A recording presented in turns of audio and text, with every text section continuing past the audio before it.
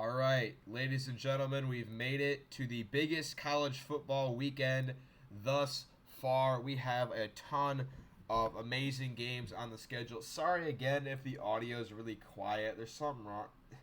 There's something that's not right with my computer. I do apologize for that. Um, but anyway, here I hope you guys like the Smash intro too. That's kind of a little tradition we do every year. I make the college football playoff contenders with the Smash Bros theme. I hope you guys enjoyed that a lot. Anyway, let's get to the picks. Now this game actually happened last night, but this was my score prediction. I was 1 point off. Coastal Carolina beat App State 35-28. This was my pick. I made the board out in advance. I just hadn't had time to record. Good win for Coastal Carolina, man. We're already 1-0 on the week. They rushed the fields. Great win. It's going to be, honestly, probably between them and Tulane or Cincinnati or UCF to be the non-Power 5 team to make the New Year's Six Bowl. We'll have to see. Washington and Oregon State, two 6-2 teams in the Pac-12. I'm going to go with Washington. It's going to be a close game. They're at home, though. I think they're going to be a little bit better in this game just because of that. Penn State and Indiana. Now, here's the thing. This game is at 3:30 on ABC, and I'm going to be at this game because I go to IU. But the thing is the Georgia-Tennessee game is also on at the same time. So what I think I'm going to do is if IU's getting their teeth kicked in, which they probably will be. I expect Penn State to win this game pretty easily. If IU's getting their teeth kicked in, I'm going to leave early and go back and watch the Tennessee game. But anyway, Air Force and Army, close game, two military academies, rivalry game. I'm not really sure. I'm gonna take Army. Air Force is supposed to be one of the best Group of 5 teams this year, and they've just been disappointing. Ohio State, Northwestern.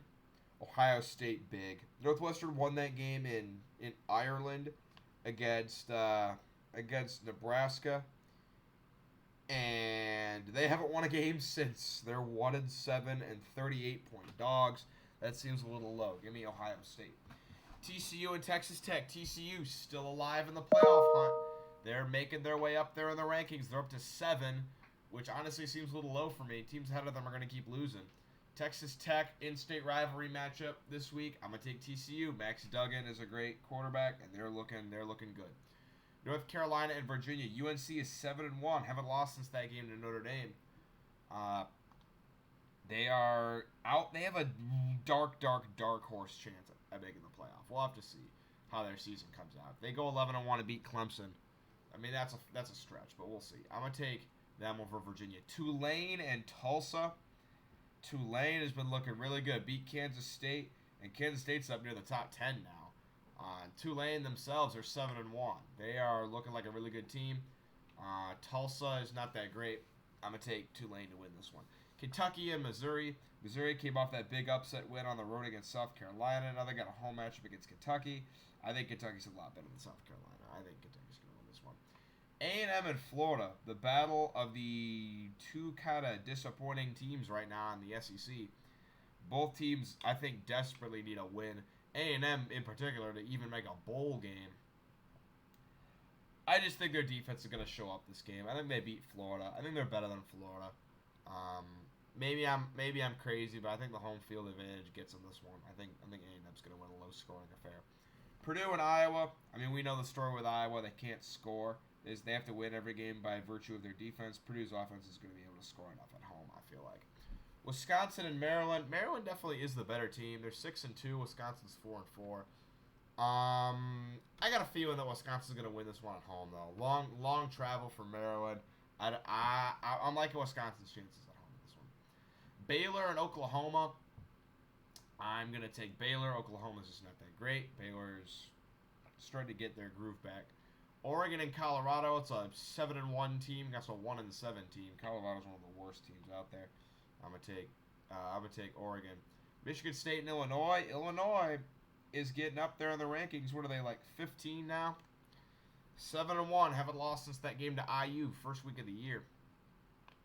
Michigan State's just been a train wreck. They had a bunch of their players get suspended for beating the hell out of this Michigan player in the tunnel.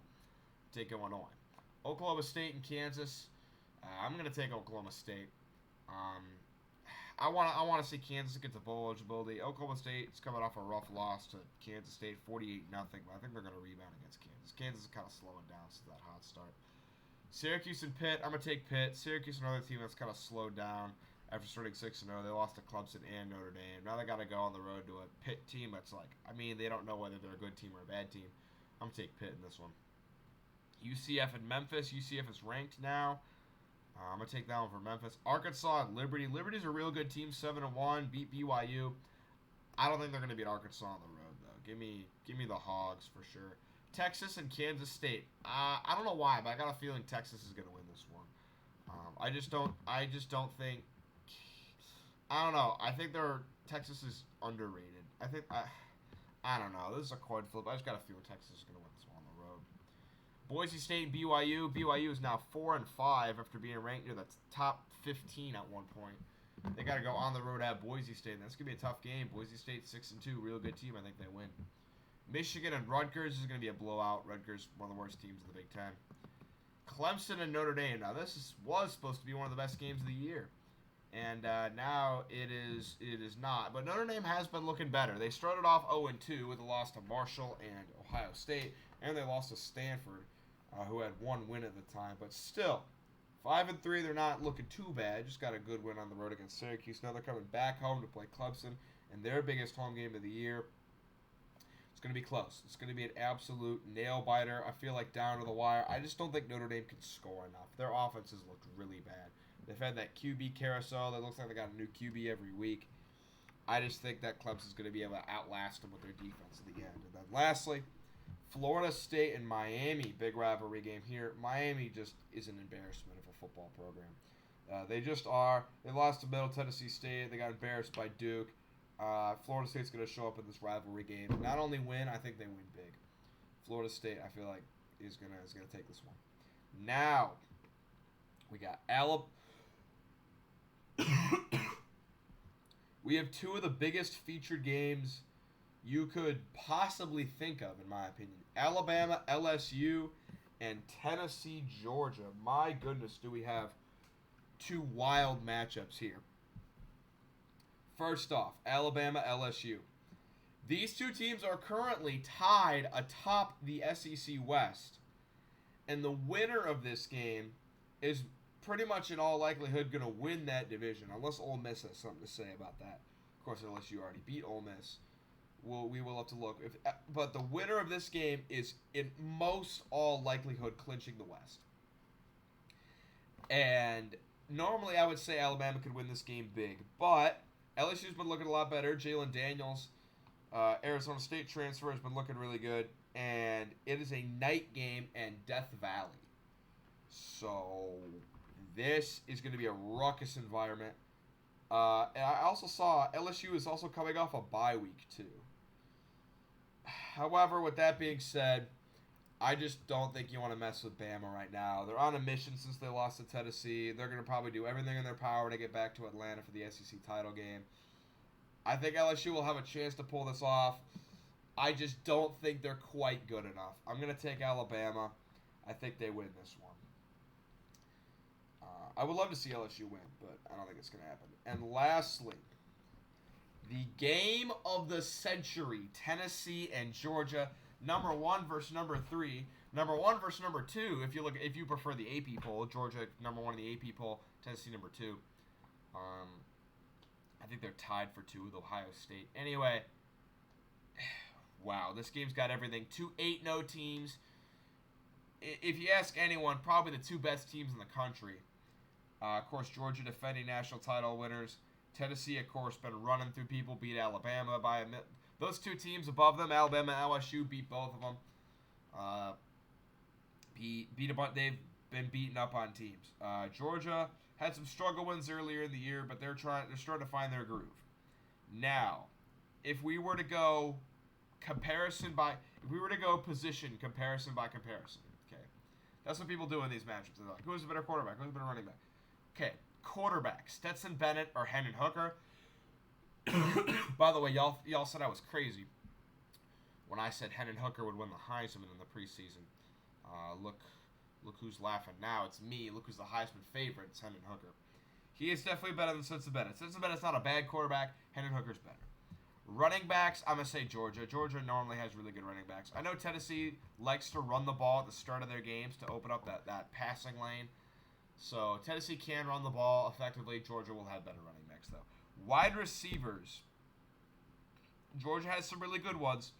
I think Tennessee's are better. Jalen Hyatt has, in all honesty, looked like the best receiver in the country. Caught 5 touchdowns against Alabama. Went off against Kentucky. They got Jamel Keaton. Keaton's been great. They just have a horde of good wide receivers that have just been running up and down on teams. Definitely Tennessee has the better receivers. Tight end.